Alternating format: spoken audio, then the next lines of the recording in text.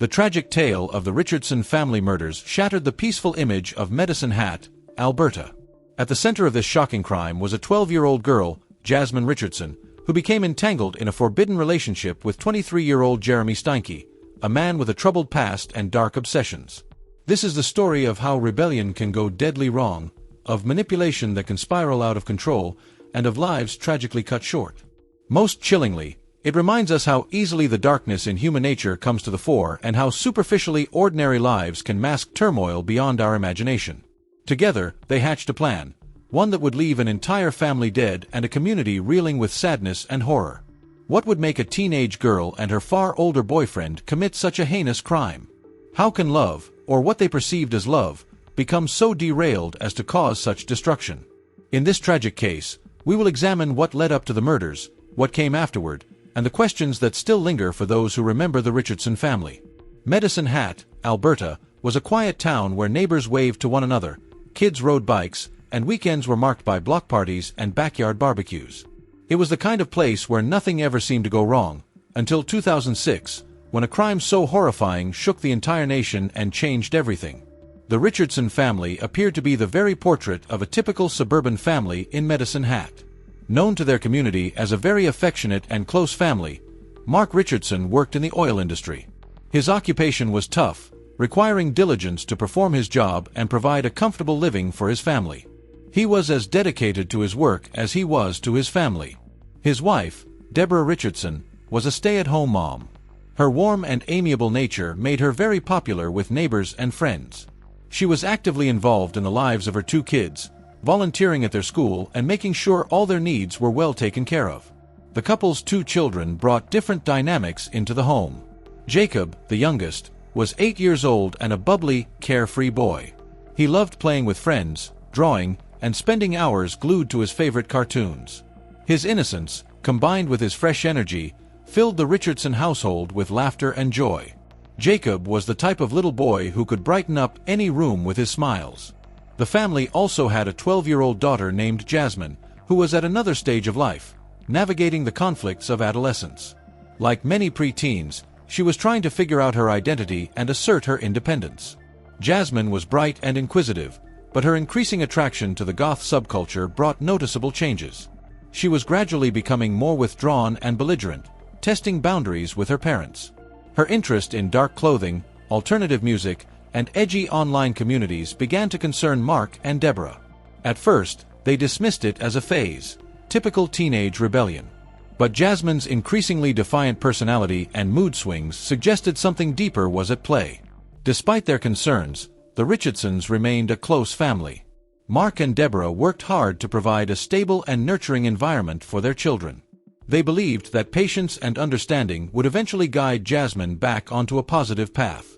They set boundaries while encouraging open communication to bridge the growing gap with their daughter. To outsiders, the Richardson family looked like a perfect suburban family, a house filled with laughter and warmth, along with the normal ups and downs of family life. But beneath the surface, tensions were quietly building. Jasmine's independence and acts of defiance clashed with her parents, creating a fracture that would ultimately have tragic consequences. The cheerful presence of Jacob only compounded the innocence of what was to come next. His playful spirit and close bond with his family made the Richardson tragedy even more devastating. This ostensibly ordinary family story would go on to stun a community, leaving the nation reeling in shock at a truth that hardly seemed believable. This is the life of Jasmine Richardson, which took a dark turn when she met Jeremy Steinke, a 23-year-old man who, like her, was into the goth subculture. The two met through mutual acquaintances and online forums dedicated to their shared interests. It wasn't long before their connection heated up, fueled by a mutual impulse for thrill-seeking and an attraction to the darker elements of life. Jeremy's theatrical character, his thick black eyeliner, all-black wardrobe, and bizarre claim of being a 300-year-old werewolf, made him mysterious and magnetic to Jasmine. Jeremy came from a troubled background marked by abandonment and relentless bullying. These early experiences shaped his rebellious persona, one that glorified darkness and defied societal norms. To Jasmine, he was exciting and mysterious, a stark contrast to her structured suburban life. By the way, I post true crime and new cases here every week, so if that sounds like your kind of thing, please consider subscribing. It helps a lot. Jasmine's relationship with Jeremy became very intense, very quickly. Despite the fact that he was much older than her and exhibited quite a few red flags, Jeremy soon became more than just a love interest. He was a confidant and a partner in rebellion. He listened to her talk about her parents and validated her feelings of being misunderstood, feeding into her growing estrangement from them. His control over her grew stronger with each passing day. When Mark and Deborah Richardson discovered their daughter's involvement with Jeremy, they were horrified. The age gap alone was disturbing, but Jeremy's creepy persona and the power he had over Jasmine alarmed them even more. Determined to protect their daughter, they put strict rules in place, forbade her from seeing Jeremy, and monitored her closely. Mark and Deborah hoped these measures would sever the toxic connection and guide Jasmine back to a healthier path. But instead, these efforts made Jasmine feel even more alienated. To her, her parents became obstacles to her happiness rather than protectors. Their restrictions bonded her even more to him, and the couple started to develop a dangerous mentality that defined Mark and Deborah as the people who were out to thwart their love and freedom. Jeremy's influence over Jasmine slowly turned dark as they fed each other's resentment toward her family. Their mutual fixation on Gothic themes and rebellion against society warped into a twisted justification for growing contempt. Because they dreamt of a life free from all controls placed upon them by Jasmine's home, they stepped into something a lot darker, a lot more sinister. What started out as a teenage rebellion took a much, much darker turn. No longer an uneasy alliance between Jasmine and Jeremy, this became the very fuel for the fire that would shock the entire community, leaving a scar on those who knew and dealt with the Richardsons. Forbidden by Jasmine's parents, the young lovers had to resort to secrecy to stay in touch. The connection they shared was torrid, a joint rebellion of sorts, which intensified in the shadows. Email, text messaging, and instant online chats kept them alive with each other without her parents finding out. Mark and Deborah Richardson remained unaware of these clandestine exchanges, which became a space where their frustrations and dark fantasies took root, eventually spiraling into a chilling plot. Jeremy, with his taste for the dramatic and the sinister, paired with Jasmine's fascination with rebellion, was the kind of catalyst that further escalated the situation. He validated her anger against her parents, suggesting that they were standing in their way not out of legitimate concern but as a personal affront to their love. The digital trail they left behind was a horrifying descent into shared delusions, where their conversations began to revolve around the idea of eliminating those who stood in their way. What began as teenage venting soon turned sinister as their conversations evolved into real plans for murder. One particular email exchange stands out as especially chilling. Jasmine allegedly wrote, "I have this plan. It starts with me killing them and ends with me living with you." The chill in her words, the ice in her tone, left no doubt as to her state of mind. Far from trying to dissuade her, Jeremy threw his arms open wide, embracing the idea of himself as a willing accomplice who would stop at nothing just to stay with her. He boasted about his ability to commit murder, his words blending fantasy with intent. This joint delusion had nurtured and grown in every communication. Feeding on each other's darker thoughts, their fantasies developed over time and gained weight with every passing instance. Soon enough, they became so substantial that their plan seemed very real. Methods were discussed, followed by timing and what actions they would take when executing their dreary plans. Jeremy, true to form, used his fascination with Gothic themes and violence as part of his identity. He armed himself with a knife, a chilling prelude to the horrifying events to come. For this couple, it was no longer the passing thought of murder. Jasmine's family had become the obstacle they believed must be removed. Their plan was worked out in every detail, an event the couple convinced themselves would finally free them from authority. The date was set, April 22, 2006. In their twisted minds, that day would mark the beginning of their life together. It was to be that evening when they would massacre the Richardson family, thus freeing Jasmine from what she felt was controlling her and allowing her to live with Jeremy without interference. The finality and resolve in their planning bring into sharp relief the great depths to which they had sunk into their shared fantasy. As the day approached, the horrifying nature of their intentions became clearer and clearer. A relationship that had seemed grounded in the typical angst of a teenager wanting independence had transformed into something unimaginably dark. To the Richardson family, April 22nd would bring an end to an ordinary suburban life, but also an end to all that they had built together, a shocking tragedy born from toxic and delusional love. The Richardson household was unusually quiet on the night of April 22, 2006. Inside, Mark and Deborah Richardson were settling in for a typical evening, with no idea of the terror that would soon descend upon them. Their once happy family home, full of laughter and the ordinary sounds of life, was about to face unspeakable horror, which soon became a house of butchery. Outside, Jeremy Steinke approached the house, armed and resolute, ready to put into effect a horrific plan hatched in secret. Outside, an all-too-willing 12-year-old Jasmine Richardson waited for him as the nightmare began to unfold. Jeremy entered the house with his intention quite obvious and his weapon at the ready. His first contact was with Deborah, the matriarch of the family. She, realizing the menace that was standing in front of her, fought back with everything she could muster. Her maternal instinct screamed for her to do everything possible to safeguard her family. The struggle was desperate, but Jeremy's attack was savage and relentless. Bravely as she fought, Deborah was no match and fell to his viciousness. The commotion roused Mark, who came rushing to the scene to help his wife.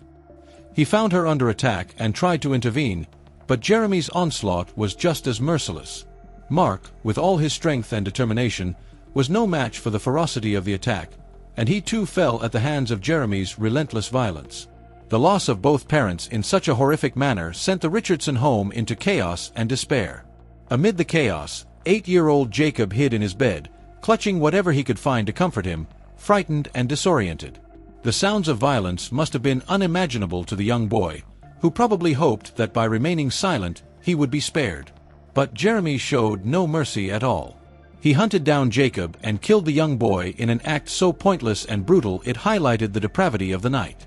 Witnesses and later investigators reported that Jasmine either actively assisted or, at the very least, helped to enable Jeremy in the murder of Jacob. The extent of her involvement added another layer of horror to an already unimaginable crime. By the time the bloodshed had stopped, the Richardson home was one of unimaginable carnage. The walls and floors were soaked in blood. An unnatural stillness and silence settled over the house. The warmth and love that had once filled this family environment were transformed into a house of horror in a matter of hours. The sheer violence of the crime left even experienced investigators shaken. With the murders complete, Jasmine and Jeremy fled, leaving behind the shattered remains of a family. In their actions, 3 lives were taken from those who had every right to live them, along with any semblance of community safety and normalcy. From a symbol of suburban stability, the Richardson family became a cautionary tale for all who knew them, the epicenter of tragedy. It was to be a threshold night of darkness, marking no turning back. With so many questions still unasked and an overall feeling of loss seeping in, it was the next morning when peace in this quiet suburban neighborhood was shattered. A boy came to the Richardson home to play with his best friend, Jacob. No one answered when he rang the front doorbell. Curiosity got the better of him, and he peered through a window. What he saw would forever haunt him. Inside, the bloodied bodies of Mark and Deborah Richardson lay motionless. The scene was ghastly, an unbelievable sight for anyone, let alone a child. Terrified, he fled to wake his parents, who immediately dialed the police. What police found when they arrived at the Richardson home was a scene of unthinkable carnage. Blood covered the walls and the floor. The gruesome pictures told of the terrible violence that had taken place that night. As the officers further entered the house, they found Mark and Deborah's dead bodies in the living room, and an 8-year-old boy, Jacob, was found dead on the floor in his bedroom. The brutality of the crime left even veteran officers shaken. Initially, the fact that 12-year-old Jasmine was missing led to fears of abduction. Police believed she might have been kidnapped by the killer, possibly another victim of that heinous crime. An Amber Alert was considered as investigators scrambled to piece together what had happened. But as they scoured the scene for evidence, their suspicions began to shift. The discovery of Jasmine's belongings, complete with disturbing messages exchanged with an older man, Jeremy Steinke, painted a far more sinister and disturbing picture. The more the investigators dug, the more they found: emails, social media messages, and exchanges of texts between Jasmine and Jeremy that alluded to their sinister plan.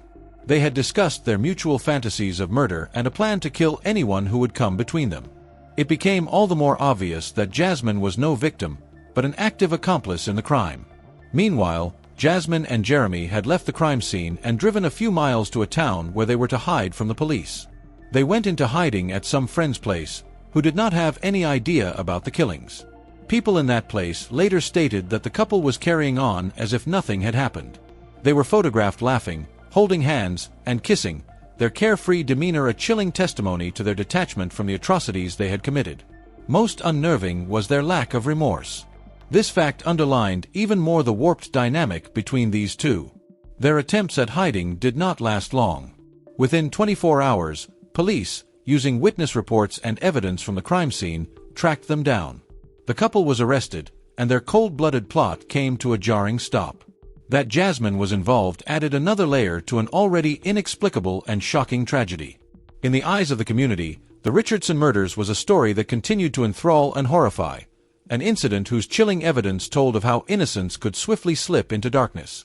The trial following the gruesome murders of Jasmine's family members made national headlines, being one of the most disturbing criminal cases in recent decades. It touched off debate after debate over the nature of youth involvement in violent crimes and the responsibilities of adults in influencing minors. Jasmine, only 12 years of age at the time of the murders, was tried under the Youth Criminal Justice Act. This law entitles her, because of her age, to particular protections. Nonetheless, she was put on trial just like any adult for her actions in a court of law. Because Jeremy was aged 23 years, he too was tried as an adult. The full weight of the law bore down upon him. Prosecutors at trial painted a chilling narrative of the perverse relationship that Jasmine and Jeremy shared, portraying a picture of a young girl who was more than just an active participant in the ruthless scheme and planning that went into the cruel murder.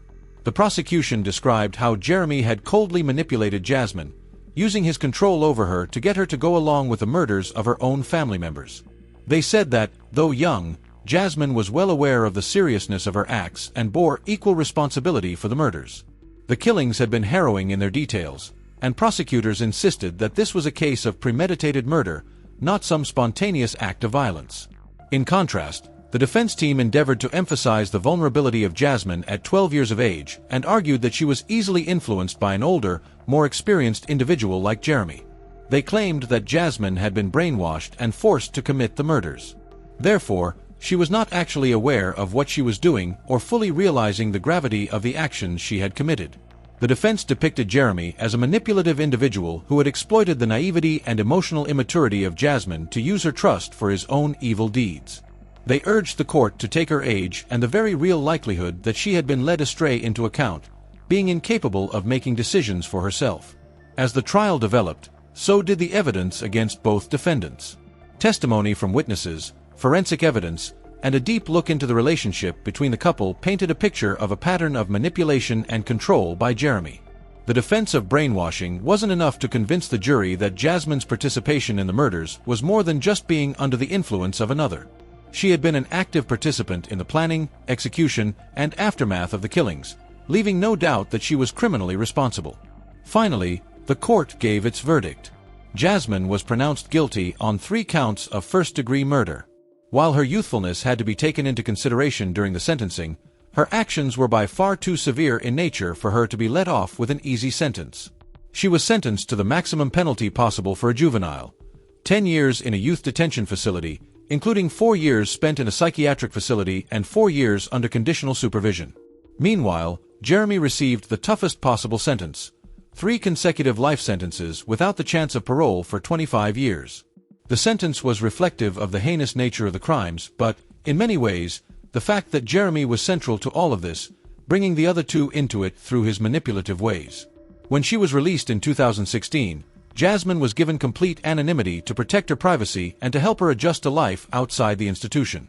Under a new identity, she has reportedly started afresh, away from the glare of the public eye that had followed her case for years. Her release marked the end of a legal odyssey that had drawn widespread national attention and stirred a wide debate. To many, her case is one of rehabilitation and redemption, a testament to the possibility of reform by young offenders in appropriate circumstances. Her supporters point out that she did serve her full sentence, spending time in a psychiatric facility and completing all requirements for conditional supervision without incident.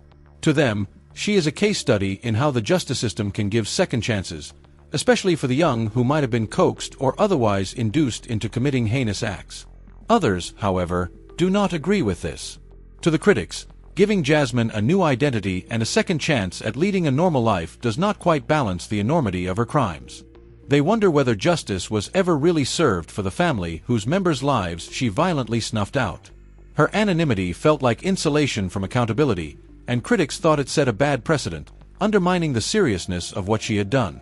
It gives evidence to a deeper debate over justice for youth, chances for rehabilitation, and how to strike a balance between shielding vulnerable offenders and ensuring justice for the victims. Often cited as an example, her case is almost always hotly debated in discussions over the morality and utility of sentencing minors for violent crimes. While this may be Jeremy's story as well, he himself remains in prison, serving the brunt of his sentence, 3 life sentences with no chance of parole for 25 years. Jeremy's case differs from Jasmine's in one major respect. His identity has never been concealed, and so he often figures as the aggressor in these tragic events. His part in the crime has often been examined to explain a kind of relationship that seems to deteriorate into an inexplicable downward spiral. The influences of Jeremy upon Jasmine, his background and his motives, have been a subject of psychological studies and media analysis. His story will always serve as a reminder and example of the worst that unbridled manipulation and dysfunctional dynamics can unleash when allowed to culminate in unbelievable acts of violence. To many, Jeremy epitomizes the dark side of relationships in which control and manipulation supplant trust and respect. His ongoing incarceration, to some, serves as a form of protection from doing harm to others. However, his case raises questions about how much more could have been helped by mental health intervention and what the responsibilities of society are in trying to halt these kinds of behaviors before they grow into tragedy. In a nutshell, the case of Jasmine and Jeremy continues to echo and serves as a social research point into crime, justice, and the problems of human behavior. Their case went on to show the complexity of criminal justice, especially for minors. It serves as a shocking reminder of the far-reaching consequences of violence and toxic relationships. The Richardson family murders are an icy reminder of how a life that appears quite normal can plunge so quickly and unexpectedly into tragedy too terrible to be imagined. This case, extremely disturbing, places us face to face with questions that are not easy to deal with, pointing to the dark side of love, manipulation, and the thin veneer of human relationships. It flags how dangerous toxic dynamics can spiral into catastrophic consequences, even within a family that appeared on the surface to be loving and stable. The case of Jasmine Richardson and Jeremy Steinke shook the very foundation of the small community of Medicine Hat, Alberta, and was felt far and wide. Even today, what really sets this case apart is the especially heinous nature of the murders and the extreme youth of those involved. Jasmine was but a 12-year-old girl at the time. Few cases in the history of Canadian true crime have had such a significant impact. It exposed the vulnerabilities of youth to manipulation while also touching on very difficult questions of culpability, rehabilitation, and justice. To the people of Medicine Hat, the murders are more than a sad chapter in their history. They're a ghostly reminder of how fragile trust can be and how devastating the consequences can be once that trust is broken. The case, even years later, still sparks outrage, reaching far beyond the town's borders, drawing in and unsettling all who hear about it. The Richardson family murders highlight the complexities of human behavior and the far-reaching impact of violence on individuals, families, and communities. The Richardson family murders are a case in point, demonstrating the many intricacies of human behavior and just how far violence may ripple through individuals, families, and communities. If you like the way we create these videos and want to help bring more cases like this to light, hit that like button and subscribe for more deep dives. Thank you once again for watching.